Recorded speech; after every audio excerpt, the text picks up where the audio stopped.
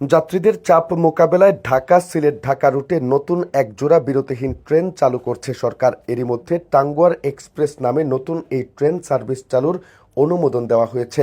রেলমন্ত্রী শেখ রবিউল আলম বলেছেন, প্রধানমন্ত্রী ইতিমধ্যেই ঢাকা-সিলেট-ঢাকা রুটে টাঙ্গুয়ার এক্সপ্রেস নামে এক জোড়া বিরতিহীন নতুন ট্রেন চালুর অনুমোদন দিয়েছেন। বুধবার জাতীয় সংসদে সিলেট-৬ আসনের সংসদ সদস্য এমরান আহমদ চৌধুরীর এক প্রশ্নের জবাবে তিনি এই তথ্য জানান। তবে বর্তমান ইঞ্জিন ও কোচ সংকট কাটিয়ে নতুন ইঞ্জিন ও কোচ সংগ্রহের ওপরই নতুন ট্রেনটির আনুষ্ঠানিক যাত্রা নির্ভর করছে। মন্ত্রী জানান, ২০০টি মিটার গেজ যাত্রীবাহী কোচ সংগ্রহের জন্য একটি উন্নয়ন প্রকল্প বাস্তব প্রণয়নের কাজ চলছে।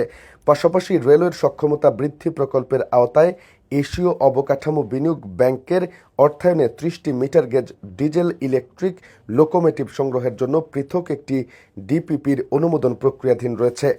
প্রয়োজনীয় কোচ ও ইঞ্জিন হাতে পেলেই নতুন ট্রেনটি চালু করা হবে। একই রুটে ব্রডগেজ ট্রেন চালুর বিষয়ে সংরক্ষিত নারী আসনের সংসদ সদস্য মাহফুজা হান্নানের প্রশ্নের জবাবে শেখ রবিউল আলম বলেন, বর্তমানে ঢাকা-সিলেট রেলপথটি মিটার গেজ লাইনে পরিচালিত হচ্ছে।